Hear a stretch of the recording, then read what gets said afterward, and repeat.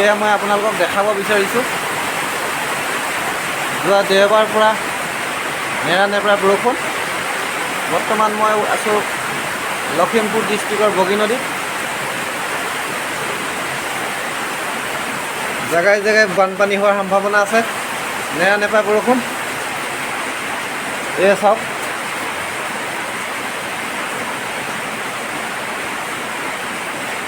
এয়া ৰাতিপুৱা 8 বাজিছে। খুব ডাঙৰ বৰষুণ। আপোনালোকক দেখাব বিচাৰিছোঁ এই আহিনমহীয়া